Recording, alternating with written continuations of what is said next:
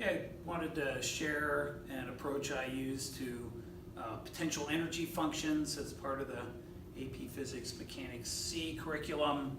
And it's usually a kind of an abstract sort of problem where students are told that there's a particle in a force field and there's this function or a graph describing its potential energy as a function of x, or I guess it could be r. And even though they've had potential energy functions with springs, 1/2 kx squared, in that case they have a spring and they can think about the mass compressing it and stretching it, and they have a context to think about the problem.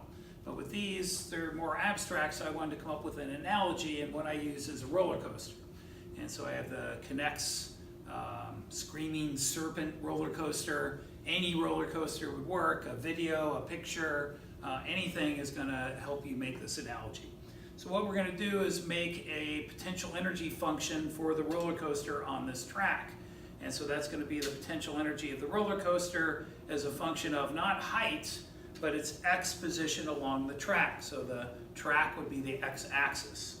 And so we could say x equals 0 starts here, and also it's important to say that the track has 0 friction, there's no air resistance, energy is conserved. We know that's not quite true, but somehow we're going to give this energy, enough energy to the roller coaster so it's coasting up the hill, and maybe it has just enough to get to the top, and then it goes down and around the track, and we want to sketch the potential energy as a function of its position x. And so we have U of x. So that'd be joules, meters probably. And one thing that'll trip them up is sometimes I give them a graph where they have picked 0 to be in the middle here, or maybe even the ceiling or something. And so just point out we can pick 0 wherever we want. So if I said the ceiling was 0, then the whole track would have negative potential energy, but we could read those values, we could use them and make predictions about the motion of the roller coaster. But since we're in charge, let's say 0 is, say, the table. And so the roller coaster starts out here just a little bit above the table. And again, it's going up the track here, up the hill. And so its potential energy is increasing and reaches a maximum there. And so it would just look like that. And then it goes down the hill and then around the loop. And so what would that look like? Down the hill. Well, I usually draw that with the students and they will object. They're like, no, no, no. So it shows me they sort of got this idea that we're plotting MGH as a function of x. And so the loop is just going to look like a hill. And maybe it's about half the height of the big hill.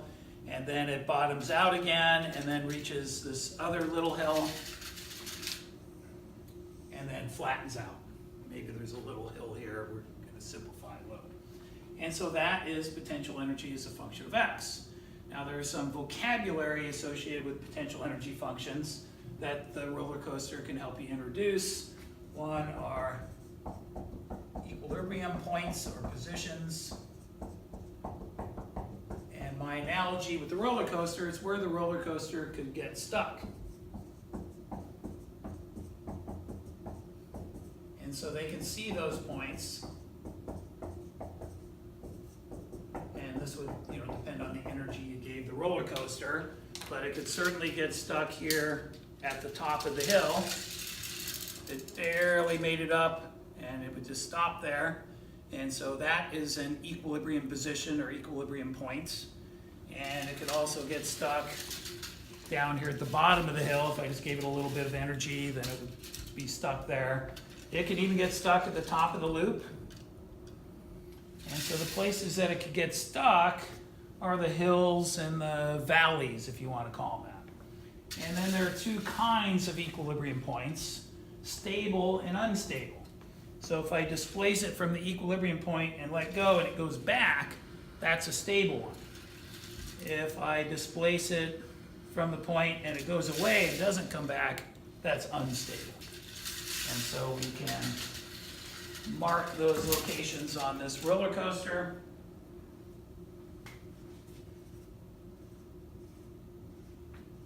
And there's also this flat part here, that's another issue. So we have unstable and stable. Sometimes this flat part is called neutral. So it's not really a point, that's why I call them equilibrium positions. And they will start to notice, hey, all of the points that are equilibrium positions, that's where the slope or the derivative is 0. And so if the slope is 0, then what does equilibrium mean in physics? Well, to us that means the acceleration is 0 and the sum of the forces are 0. So it looks like there's a connection between the slope or the derivative and the force. The derivative is 0 every place the force is 0. So we could think about how we can figure out the force on the roller coaster. Again, it's just gravity here. It'd be mg sine theta of wherever it is on the track, but we don't have to get into that. We can just say it's connected to the slope. And so if I have a steeper hill, I'd have more force. And if I had a less steep hill, I'd have less. And so there's a connection, except when the roller coaster is coasting uphill, it's slowing down in the positive x direction.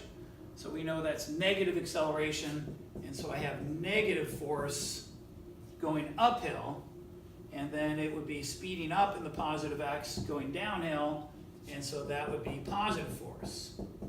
But the slope here is positive. The slope here is negative. And so the force is the slope with a change in sign. Or if you want to get fancy, and if you look at the Mechanics C equation sheets, they give you the integral relationships between force distance and force time to work and energy and impulse. They tell you the derivative of momentum is a force, but they don't give you this one. And so it's worth emphasizing it. And that minus sign usually trips students up if they don't get it.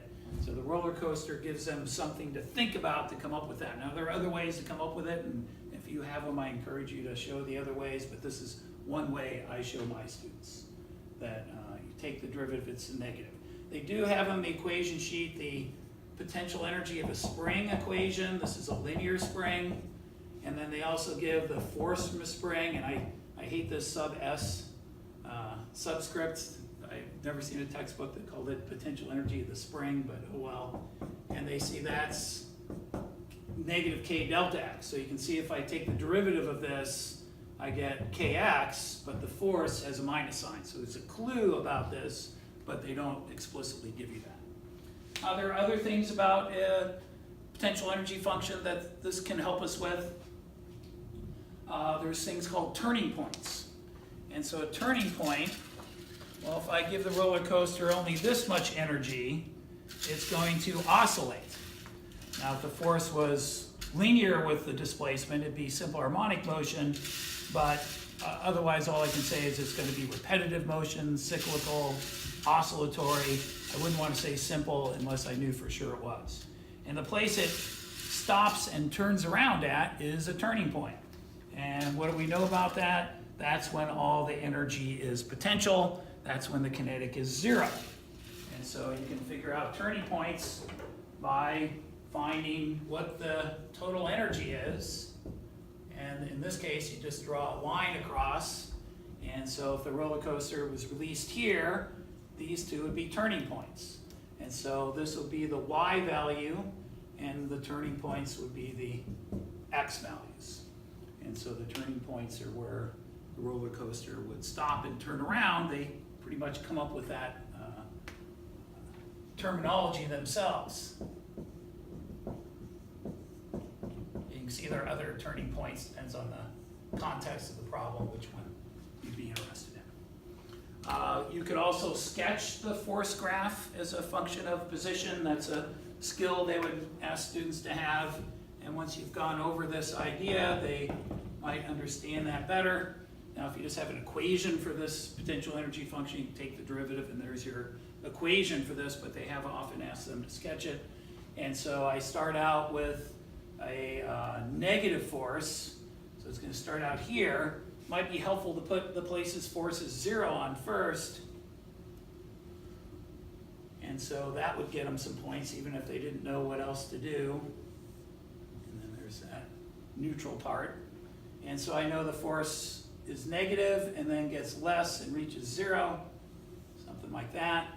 Here the force increases and then decreases to 0, and it's positive, so something like that. And then this gets kind of redundant, but you can go through that as many steps as you like.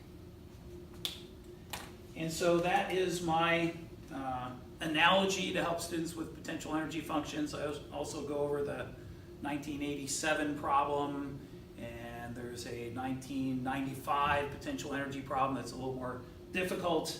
And so it's good to give them examples, but this gives them a context to think about it so it's not as abstract. And it also gives you a reason to write off buying a K'NEX roller coaster that I'm sure you can use for other things. So I recommend you try it.